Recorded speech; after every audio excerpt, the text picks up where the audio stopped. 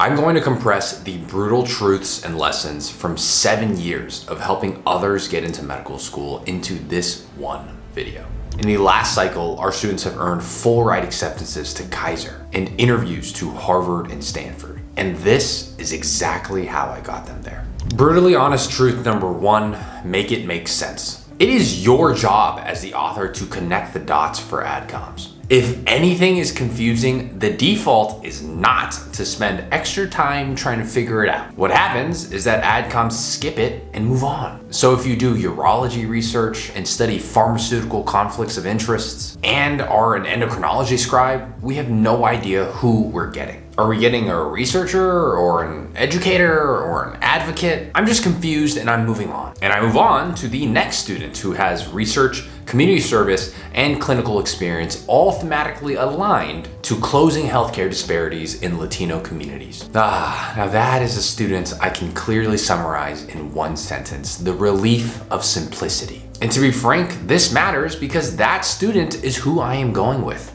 even if the GPAs and MCAT scores are identical. And I can prove it to you. We had 3 students last cycle, all with 3.96 GPAs and 514 MCAT scores. 1 student got 0 interviews. 1 student got 2 interviews. And 1 student got 8 interviews with a full ride acceptance to Kaiser. Obviously, one outcome is better than the other 2. If you're applying to medical school in the coming year or 2, it would be an honor to support you. But because we work so closely with students, we have a strict cutoff on how many we can support. Click the application cycle advising link down below before we're full. Brutally honest truth number 2, we are done with the 60s. In 1966, nearly 80% of accepted students had a GPA somewhere between 2.6 and 3.5. In that decade, acceptance rates hovered in the mid-50s, going as high as 60%. You can't get into medical school anymore with a 2.9 GPA, a firm handshake, and a nice smile. It's far too competitive now, and every part of our application, our GPA, our MCAT, our extracurriculars, our letters of recommendation, our written application, and our interviews, all of it must be dialed in. We're done with the 60s and we have to be better on all fronts. That is just the reality. And for most premeds, it is a surprise when I tell them explicitly that their application is not as strong as they think it is, especially if you want to go to a T20 or stay in California or whatever your medical school application goals are. That's why maybe in the 60s, you didn't have to see real medical school applications, but in the 21st century, you certainly do. This is so you know exactly what works today, not what worked for your uncle twice removed who became a doctor in the 60s. Our application database shows you the exact extracurriculars, the exact personal statements, everything from beginning to end. They feature students who got a full ride to UCLA, got into UCSF, UCSD, and many other schools.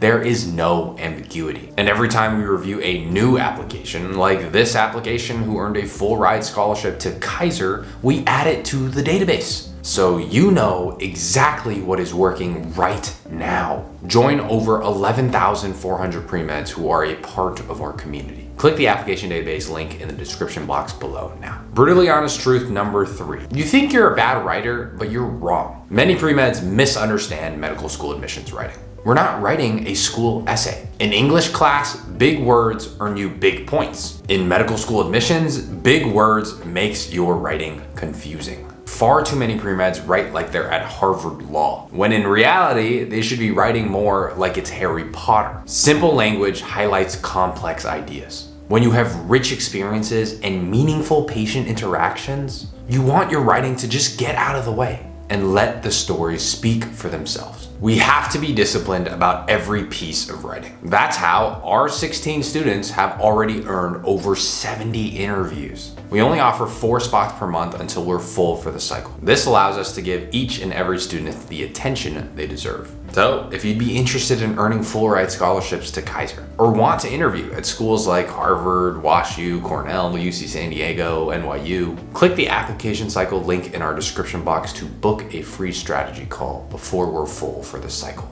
Brutally honest truth number 4, 20, 40, 40. That's all you need to know. For every piece of writing, 20% responsibilities or what you do. 40% impact, show me through data and real stories. 40% reflection, tell me why it matters. Tell me how you grew from the experience. The number one mistake premeds make with their writing is that they spend 80% of it telling me what they do. I know what scribes do. I've read thousands of EMT experiences by now. What you do should not be the focus of your writing. If it reads more like a resume than a reflection, then it needs to be rewritten. Brutally honest truth number 5. Don't take the MCAT, 21 units, and a job promotion and expect to have a strong written application. There are some things that you just cannot rush. For example, when a woman becomes pregnant, that baby is going to take 9 months. Sometimes premeds aren't ready to apply to medical school, but they rush every single thing in that final year. They take the MCAT in February, and in the spring quarter they take 21 units. And in their scribe position, they're promoted to lead scribe, and now they work 25 hours a week instead of 15. Something has to go, and most often it's the quality of your written application. Again, none of this is a surprise. Take a look at the year you have ahead. Look at your commitments and look at your calendar. Figure out when in the year you'll focus on writing and protect that entire season for it because you'll need it. That means you say no to the extra responsibilities in your research lab, your extracurriculars, your job, and your classwork. These will be difficult decisions, but they're made easier if you make them ahead of time. Cut your EMT shifts in half. Drop Spanish 4 because Spanish 4 isn't going to get you into medical school. Your written application will. And ultimately, if you look at the calendar and you see that the timeline is too tight with too little wiggle room, then push your application back a year to give it the time and space that it deserves. You will always regret rushing into the application cycle. Brutally honest truth number 6. Your application is submitted when secondaries are in, not primaries. Did you know that every single year, tens of thousands of angels lose their wings? And it's because premeds relax after they submit their primary application.